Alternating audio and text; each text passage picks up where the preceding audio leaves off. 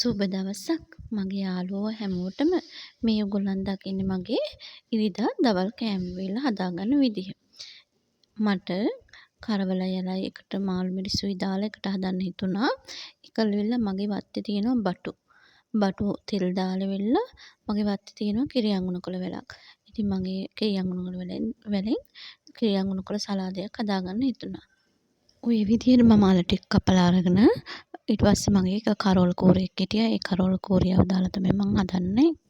අලයි මාළු මිරිසුයි කරවලයි එකට දාලා හොදේ. ඉතින් හරිම රසයි මේ විදිහට බොරේට හදාගත්තාම. ඉතින් මම හදන විදිය බලන්නකෝ.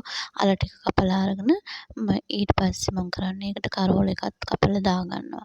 ඊට පස්සේ අවශ්‍ය ලුණු රම්පෙ කරපිංචා ඒවා ටික දාලා මම හැබැයි සුදු ලුණු මම හැමදාම ගෙඩියක් එකතු කරගන්නවා කෑම එකට. මොකද දන්නවද ඒක?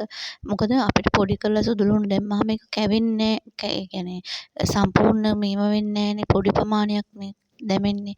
ඒකින්ද මම සුදු ලුණු ගෙඩියක් අනිවාර්යෙන් කෑම එකට එකතු කරගන්නවා. ඉතින් ওই විදිහට දාලා පහේ ටික මිරිස් කුඩු 3-5 ගම්මිරිස් ඒකල්විලා කුරුඳු කරාම් නැට්ටකුත් ඕනනම් දාන්න පුළුවන්. එහෙම 3-5 ඒවා ඔක්කොම දාලා මම මේක වතුරෙන් හොඳට තැම්බෙන්න තියනවා. ඊට පස්සේ තැම්බෙන්න තියලා වතුර ටික හිඳුනට පස්සේ හොඳට මම මේකට මේ මිටි කිරි ටිකක් දාලා තමයි ගන්නෙ. හොඳට උක්කු මිටි කිරි ටිකක් දාලා මම ඒක ඔන්න හදලා ගත්තා. ඉතින් මේකට කැමති නම් තක්කලි දානවා නම් තවත් රසයි. තක්කලි දැම්මම අමුතුම රසක් එනවා හොදිය එකේ. ඉතින් මේක බෝරේට තමයි ගන්න ඕනේ. ඊළඟට මම කරන්නේ බටු එක තෙල් දාගන්න එක.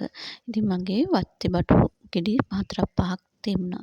ඉතින් අපි 3 දෙනයිනේ ඉන්නේ. අපි 3 දෙනාට හොඳටම ඇති ඒක. ඉතින් මම බලන්නකො පිටිපස්සට වෙන්න මම හැමදේම හදාගෙන තියෙන්නේ. බටු, බණ්ඩක්කා, දඹල ඒ හැම දෙයක්ම මගේ පිටිපස්සට වෙන්න මම හදාගෙන තියන්නේ. ඉතින් මට ගොඩාක් ප්‍රයෝජනවත් වෙනවා ඒ දේ. ඉතින් මම ඕගොල්ලන්ටත් ආරාධනා කරනවා පොඩි ප්‍රමාණයක් වුණත් කමන්නේ Tamanට එදිනෙදා ප්‍රයෝජනවත් වෙන දේ හදාගන්න කියලා.